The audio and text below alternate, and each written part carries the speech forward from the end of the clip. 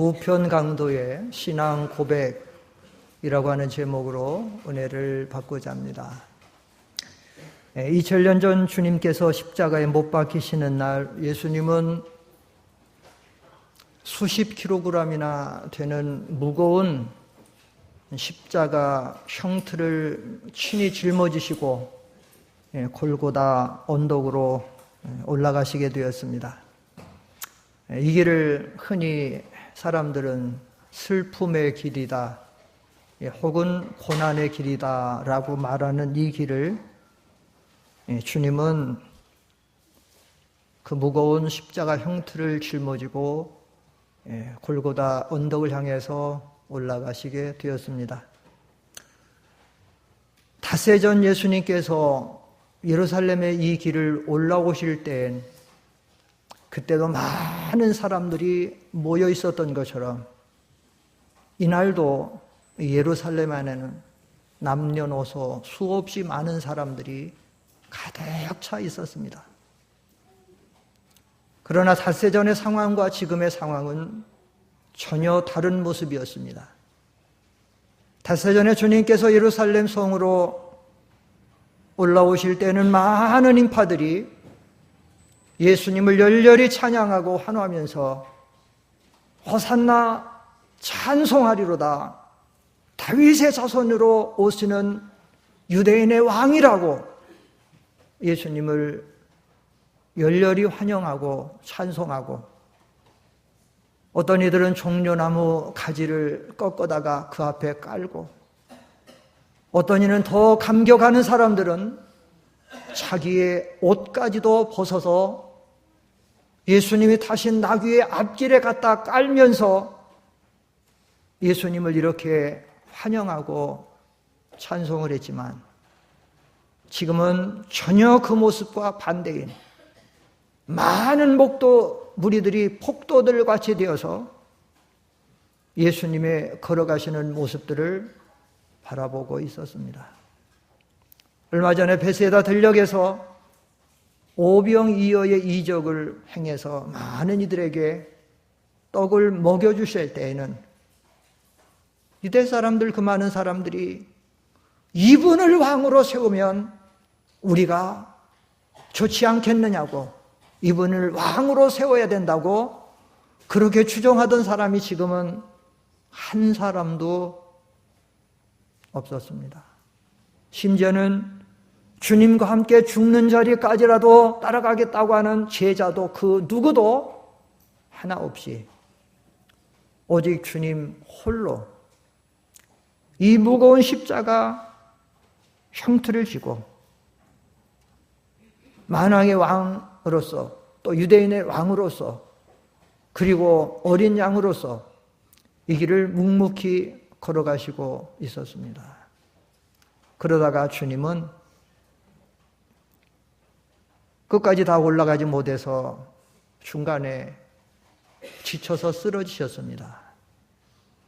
주님이 쓰러질 때마다 가나간 로마 병정의 채찍은 사정없이 예수님의 등허리에 떨어졌습니다. 예수님이 힘을 다해서 다시 일어나서 그 무거운 십자가를 지고 몇 걸음 더 올리다가 또다시 예수님은 십자가 형틀의 무게를 이기지 못해서 다시 쓰러지게 되셨고 주님이 쓰러질 때마다 로마 군병의 잔인한 채찍은 휙휙 소리를 내면서 예수님의 등허리에 떨어졌는데 예수님은 더 이상 일어나실 수가 없었습니다. 왜 그런가 하면 예수님은 그 전날 빌라도 뜰에서부터 밤새도록 심한 고초를 받으셨습니다. 주먹으로 맞으시고 손바닥으로 맞으시고 온전히 인간의 최후의 치욕이 되는 옷벗김을 다 받으시고 침뱉음을 받으시고 그리고 빌라도가 자기의 죄를 무마하려고 예수님을 그들에게 채찍질하고 내어주었기 때문에 밤새도록 빌라도의 뜰에서 예수님이 온갖 고난을 다 받으시고 물 한 잔 잡수지 못하시고, 그리고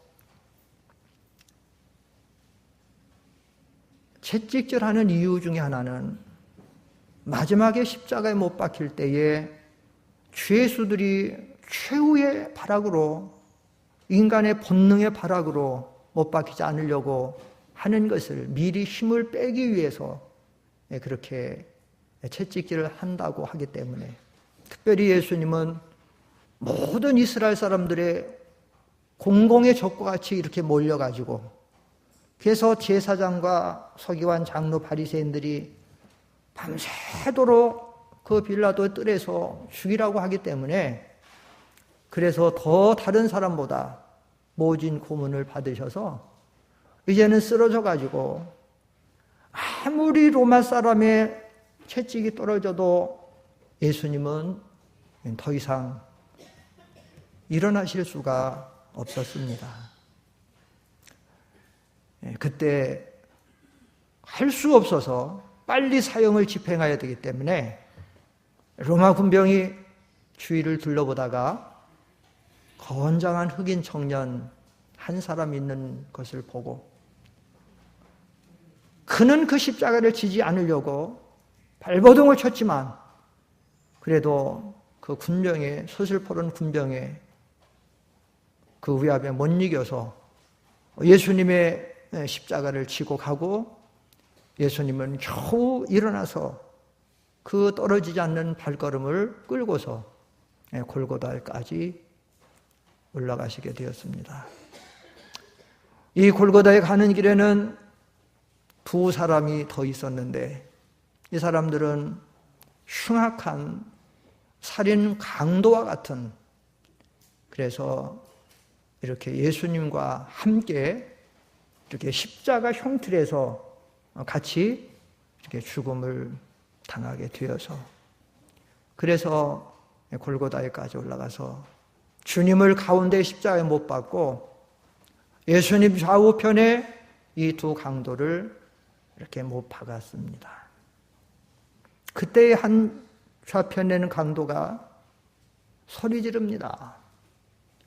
아니, 당신이 이 나라를 구원한다는 메시아 그리스도라고 하지 않았나? 당신이 정말로 메시아 구원자라고 하면 당신도 이 십자가에서 내려가서 당신도 살고 우리도 구원해 보라고 비아냥거리며 소리 지릅니다. 그때에 또 다른 우편에 있던 강도가 그를 책망하면서 말합니다. 당신은 어떻게 그런 소리를 지금 하고 있는가? 너나 나는, 당신은 다 우리가 지은 죄 때문에 이 자리에서 합당한 형벌을 받는 것이 마땅하지만 이분은 죄 없으신 분이다. 그런데 어떻게 하나님 두려워하지 않고 그런 말을 하는가? 그리고 마지막에 이렇게 주님 앞에 자기의 신앙 고백을 합니다. 주님, 예수님, 당시의 나라에 임할 때에 나를 기억해 주세요. 그때 주님이 응답하십니다. 오늘 내가 나와 함께 낙원에 이르리라. 사랑하는 성도 여러분, 이 십자가 우편 강도의 이 말은 오늘 이 십자가 사건 앞에서 가장 기본적인 구원에 대한 귀한 진리를 고백하고 있다라고 하는 사실입니다.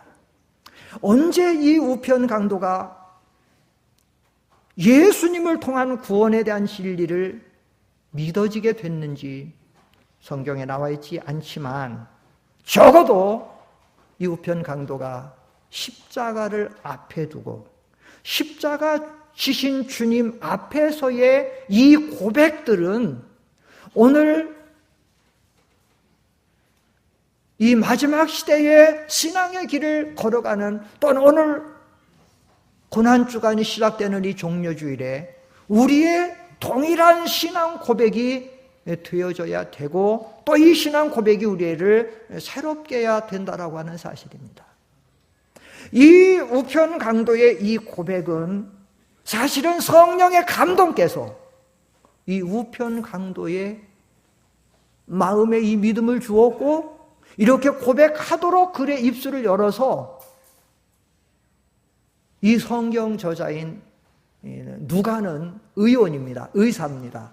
의사들은 상당히 모든 걸 진료하기 때문에 세밀하게 살피는데 그래서 그 세밀하게 살피는 부분에서 성령의 감동으로 이 우편 강도의 이 고백을 자세하게 기록해서 오늘 우리에게 교훈하고 있다라고 하는 사실입니다. 그럼 이 우편 강도의 고백은 뭡니까? 세 가지로 나오고요. 정확한 인간 구원에 대한 이 교리에 대한 진리가 세 가지가 증거되는데 첫째로 우리 모든 사람들은 이 십자가 앞에 죄인이라고 하는 사실을 고백하고 있습니다.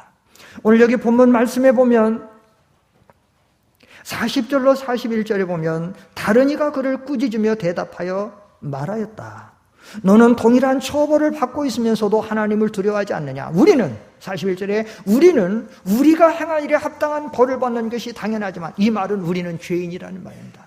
너나 나는 우리의 지은 죄 때문에 이 벌 받는 것이 당연하다는 말은 바로 우리들은 죄인이다라는 말입니다. 십자가 앞에 너나 나는 죄인이라는 사실입니다. 여러분 십자가 앞에서 하나님 앞에서 모든 사람들은 죄인입니다. 여러분 예수님이 왜 이 십자가를 지금 지고 계십니까? 예수님은 당신의 죄 때문에 이 일을 당하시는 것이 아니에요. 고린도후서 5장 21절에 보면 거기에 사도 바울은 이렇게 고백하고 있습니다. 고린도후서 5장 21절에 보면 이렇게 고백하고 있어요. 앞에 보십시오. 시작. 하나님께서는 죄를 알지도 못하시는 분을 우리를 대신하여 죄로 삼으셨다. 이는 우리가 그분 안에서 하나님의 의가 되게 하시려는 것이다. 여러분, 예수님은 이 십자가를 지시는 예수님은 죄를 지으신 적이 없습니다. 한 번도 죄를 가까이 가지도 못하시고 죄를 알지도 못하시는 분입니다. 여기서 하나님께서 죄를 알지도 못하시는 분은 예수님을 가리키는 거예요. 그런데 그분이 왜 십자가를 지셨느냐? 바로 저와 여러분의 죄를 대속하기 위해서는 예수님이 십자가를 지셔야 했다라고 하는 사실입니다. 그래서 이사야 선지자가 예수님의 십자가 구원에 대한 귀한 진리를 이사야 53장에서 기록하다가 이사야 53장 5절에 보면 이렇게 기록하고 있어요. 앞에 보시고 시작. 우리 같이 시작. 그가 찔린 것은 우리의 허물 때문이며 그가 상처를 받은 것은 우리의 죄악 때문이다. 그가 징벌을 받음으로 우리가 평화를 누리고 그가 채찍에 맞음으로 우리가 고침을 받았다라고 증거하는 것입니다. 그가 찔림은 우리의 허물, 그가 가시면류관에 찔리고 양손과 양발에 그 아픈 고난의 그 못에 찔리고 나중에는 창에 찔리기까지 그 모든 찔림은 바로 우리의 허물과 우리의 죄 때문에 우리는 이 고난주간을 당하면서 우리는 고난주간을 시작하면서 다시 한번 우리는 우리의 죄를 살펴야 됩니다. 그리고 주님이 우리의 죄 때문에 십자가에 못 박혀 달려 돌아가셨다라는 사실 앞에 우리는 다시 한번 죄송스러워하고 감사하고 감격해야 된다라고 하는 사실입니다. 둘째로 이 우편 강도의 두 번째 고백은 예수님의 대속의 죽음에 대해서 증거하고 있는 것입니다. 오늘 여기 41절 하반절에는 이렇게 말합니다. 우리는 우리가 행한 일에 합당한 벌을 받는 것이 당연하지만 이분은 아무것도 잘못한 것이 없다. 이분은 아무런 죄를 알지도 못하시고 알지도 행하신 분이 돌아가셨다는 얘기는 이분은 꼭 돌아가셔야 될 이유가 있다. 바로 그것은 대속의 죽음을 죽기 위해서 우리를 대신해서 대속이다, 구속이다라는 말을 우리가 쓰죠. 성경에 대속, 구속. 그거는 죄에 팔린 자를 값을 주고 속량해 내는 거를 가리키는 거예요. 값을 주고 그거에서 건져내는 것을 가리키는 거예요. 예수님을 죄를 알지도 못하신 분으로서 십자가에 못 박혀 달려 돌아가신 것은 우리가 죄를 지었고 우리가 죄 때문에 죽었고 우리가 죄 때문에 지옥에 떨어지게 된 우리를 거기서 속량하여 내기 위해서 예수님이 대속적인 죽음을 죽으셔야 됐다는 겁니다. 우리가 구약 성경에 보면 우리는 지금 이 신약 시대에는 우리가 이렇게 하나님 앞에 신령과 진정으로 예배를 드리지만 구약 성경의 성도들은, 구약 시대 성도들은 언제나 하나님의 명령에 의해서 번제나 소제나 화목제나 속죄제나 속건제나, 특별히 그들은 죄를 지을 때는 반드시 어떤 제물을 가지고 나가서 제사를 드림으로 죄 속함을 받았습니다. 어떤 때는 소를 가지고 나가고 어떤 때는 양을 가지고 나가고 어떤 때는 염소나, 아주 가난한 사람은 비둘기라도 제물로 바쳐서 비둘기라도 목을 따서 죽여서 피를 흘려서 그렇게 해서라도 아무리 가난해도 제물이 필요했어요. 그러면 그 사람이 그 당시에 죄 사함을 받고, 그래서 거기에 죄에 대한 처벌을 받지 않고, 왜냐하면 죽어야 되는데 그렇게 됐죠. 그러나 그것은 어디까지나 구약의 소나 양이나 염소나 비둘기로 제사를 드려서 죄 사는 것은, 그거는 그 율법의 그림자고 상징적으로 예표를 하는 것이지, 그 소나 양이나 이런 제물의 피나 그 죽음으로 정말로 우리 모든 인류의 죄가, 우리들의 개인의 죄나 단체의 죄가 사함을 받고 구원을 받는 게 아니다라는 얘기죠.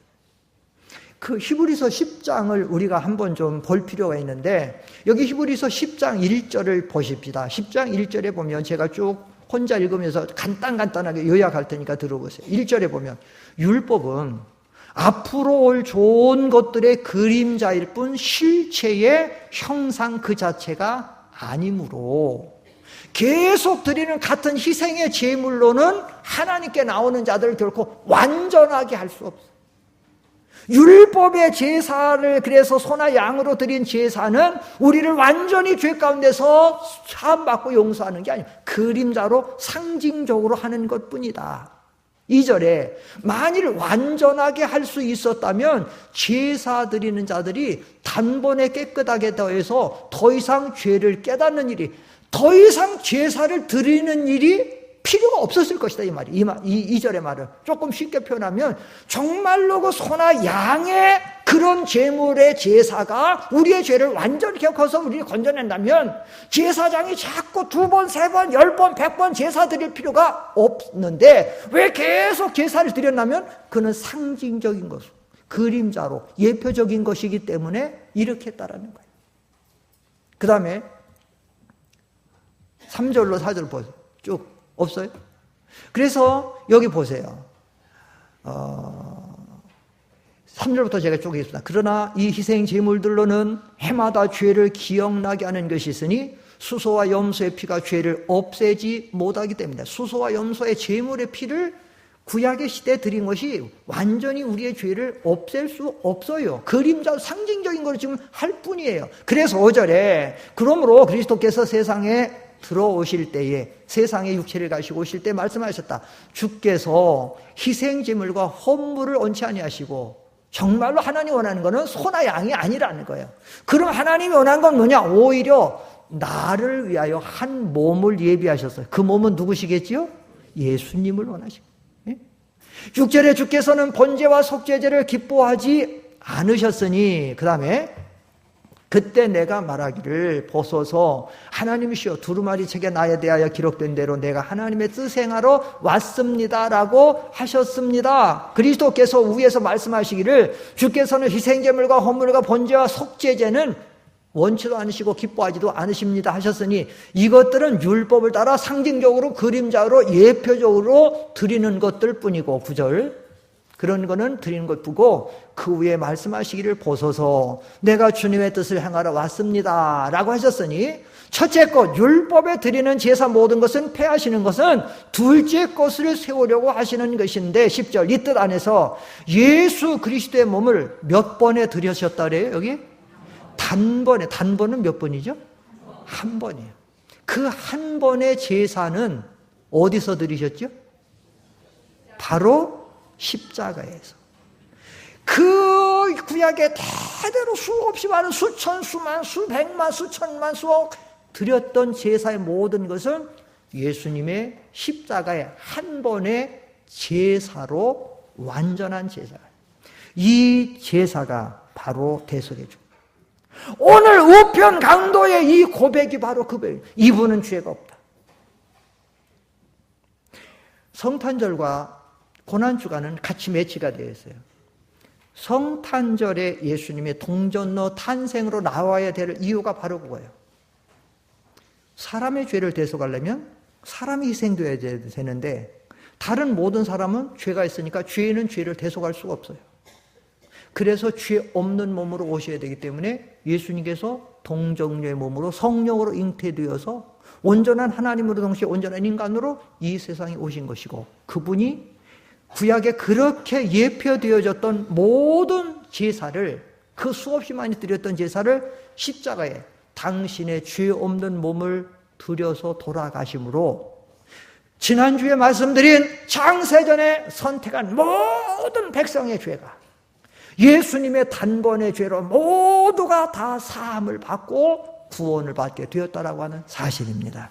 그래서 우리는 이 십자가 앞에서 첫째로 우리 모든 사람은 의인은 없나니 하나도 없는 우리가 죄인임을 우리가 깨달아야 되고, 둘째로 예수님의 죽음은 대속의, 죄 없으신 대속의 죽음으로 그분의 그 죽음이 바로 우리에게 영원한 의의를 가져다 줘서, 여러분 천국엔 죄인은 들어갈 수 없습니다. 하나님의 법정 선언으로 너는 의인이다, 너는 죄인이다 할 때 죄인은 들어갈 수 없는데, 우리는 예수님의 이 십자가의 보혈의 공로로 우리는 의의를 받아서 우리는 하나님의 나라에 들어가게 됐다고 하는 사실입니다. 세 번째, 우편 달린 강도의 세 번째 고백은 42절, 또 그가 말하기를, 예수님, 이거 말하기 전에, 그래서 맞아요. 42절 다 같이 읽읍니다. 42절 한번 읽어보세요. 시작. 또 그가 말하기를, 예수님, 주께서 주님의 나라에 들어가실 때에 저를 기억하소서 하니, 43절, 예수께서 그에게 말씀하셨다. 내가 진정으로 네게 말하니 네가 오늘 나와 함께 낙원에 있을 것이다. 여러분, 이 우편 강도가 이 구원에 대해서, 이 낙원에 대해서 지금 누구를 의지하고 있습니까? 예수님. 그가 말하기를, 예수님, 주께서 주님의 나라에 들어가실 때 저를 기억하소서 하는 주님, 나를 구원해 주세요. 왜? 주님이 나를 위해서 죄 없으신 당신이 돌아가셨기 때문에 당신만 나를 구원하실 수 있는 분이고 당신만 나를 당신의 나라로 인도하실 분입니다. 라는 얘기는 이 세상에 수없이 많은 구원을 찾는 구도자들이 있고 구원의 길이 있는 것처럼 말하고 있지만, 이 세상에는 구원의 길이 없어요. 죄의 삭은 사망이고 모든 죄의 삭은 멸망이고, 죄가 얼마나 무서운 것이고, 그래 죄는 반드시 죽고 지옥 형벌에 떨어져야 되지만, 예수님께서 우리를 대신해서 모든 십자가에서 대속의 죽음을 죽으셔서 우리의 모든 죄 문제를 해결해 주셨기 때문에 우리는 예수님을 통해서만 구원을 받을 수 있어요. 그래서 사도행전 4장 12절에는 성경 기자는 그렇게 말하고 있어요. 사도행전 4장 12절 다 같이 보시고, 요절입니다. 시작. 다른 이에게서는 구원이 없으니 천하에 구원받을 수 있는 다른 이름을 우리에게 주신 일이 결코 없기 때문에, 예수 이름 외에는, 개역성경에 말하면 예수 이름 외에는 구원을 받을 만한 다른 이름을 주신 일이 없다. 왜? 예수님만 우리 죄를 위해서 십자가의 모든 고난을 다 받으시고 죽으시고 우리를 대속해 주셨기 때문에 예수님을 통해서만 우리는 구원을 받게 된다라고 하는 사실입니다.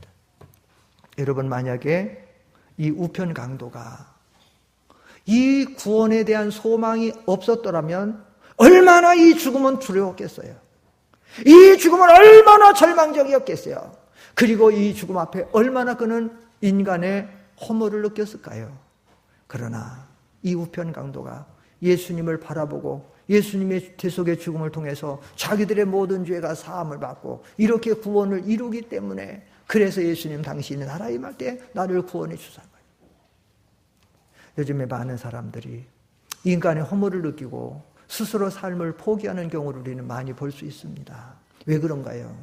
돈이 있어도, 명예가 있어도, 권세가 있어도, 그 무엇을 다 가져도 죄의 사함이 해결되지 아니하고 내 안에 주님의 생명의 역사가 끊어지고 하나님의 은혜가 없다고 하면 그 인생은 참으로 허무한 거예요. 왜 돈 많은 연예인들이, 그 인기가 많은 연예인들이 어느 날 갑자기 스스로의 삶을 포기할 때 사람들을 놀라게 하지요. 왜냐하면 살아가는데 허무한 거예요. 너무 허무한 거예요. 뭐가 있을 것 같고 있을 것 같은데 살아가면서 다음에 뭐가가 있을 것 같은데 못 잡는 거예요. 전도서의 기자의 고백같이 바람을 잡으려는 것처럼 잡을 수가 없는 거예요. 있을 것 같은데 없는 거예요. 어떤 이들은 어차피 이런 삶을 살 바에는 더 이상 이렇게 살 것이 무엇이냐? 삶을 포기하는 거예요. 돈 많은 어떤 배우라는 사람이, 가수라는 사람이, 스포츠인이라는 사람이 어떤 때 깜짝 놀라요. 우리가 잘 아는 해밍웨이라는 사람이 있죠. 노인과 바다, 누구를 위하여 종을 위하여, 이런 작품을 써낸 사람이죠. 어마어마한 돈을 벌죠. 요즘에 해리포터 같은 작가 하나가 되면, 그걸 나누면 그 하나가 히트치게 되면 세계 억만장자의 반열에 올라가요. 어마어마한. 왜냐면 해리포터 그 저자가 여자라는데 어마어마한 돈방사에 올라갔다. 이 노인과 바다, 이 해밍웨이 얼마나 유명했어요. 그런데 이 사람이 살수록 뭔가 있을 것 같은데 잡지를 못해요. 그래서 인간이 허물을 느끼게 되면 뭔가를 추구하게 되는데 그 추구는 술이나 여자나 마약이나 잘못된 것으로 빠져들어가는데, 그렇게 되면 목마른 사람이 바닷물을 먹는 거죠. 목마른데 우선 물은 없고 보이는 물이니까 먹죠. 근데 그 물을 먹을수록 허물을 가져다 주죠. 그래서 나중에는 이 사람이 견딜 수 없는 허물을 이기지 못해가지고 스스로 머리에다가 권총 갖다 대고 방아쇠를 당겨버리죠. 삶을 스스로 포기를 해버리죠. 이와 같이 예수 그리스도를 통한 이 대속의 삶, 구원, 내세 소망이 없는 인간의 삶은, 그래서 전도서 기자가 전도서 1장 시작에 헛되고 헛되며 헛되고 헛되니 모든 것이 헛되도다, 이렇게 시작해서 전도서 12장 마지막 장의 마지막에 가서는 일의 결국을 다 들었으니 하나님을 경외하고 그의 계명을 지켜야 된다고 끝을 맺고 있는 것입니다. 사랑하는 성도 여러분, 오늘은 고난주간이 시작되는 종료주일이고, 이번 한 주간을 고난주간으로 지난 다음에 우리는 다음 주를 뜻깊은 부활절로 맞이하게 됩니다. 우리가 이 뜻깊은 부활절을 맞이하기 위해서는 이 고난주간을 뜻깊게 보내야 되는데, 먼저 우리는 우리의 죄가 얼마나 하나님 앞에는 무서웠다는 것, 그리고 죄에 대한 하나님의 심판은 얼마나 무섭다고 하는 것, 그러나 하나님의 무한하신 사랑이 우리를 살리기 위해서 지난주에 말씀 증거한 것처럼 창세전에 우리를 그리스도 안에서 택하시고 때가 되매 소나 양의 제사로 우리를 온전케 할 수 없기 때문에 친히 아들을 이 땅에 보내시고 그 아들을 위해 대속의 죽음을 중하시고 우리가 당해야 될 죄를 당해야 될 형벌을 다 모진 고난을 주님이 다 당하시고 돌아가신 것을 우리가 깨닫고 기억하고 믿음으로 늘 울어도 눈물로 갚을 수 없는 이 구속의 은혜와 사랑을 다시 회복해서, 그래서 이 고난주간에 우리 믿음이 조금이라도 새로워지고 깨어나고 회복이 되어지고 하나님이 가까워져서 뜻깊은 부활절을 지내는 저와 여러분 되기를 축원합니다. 기도하겠습니다. 거룩하신 아버지,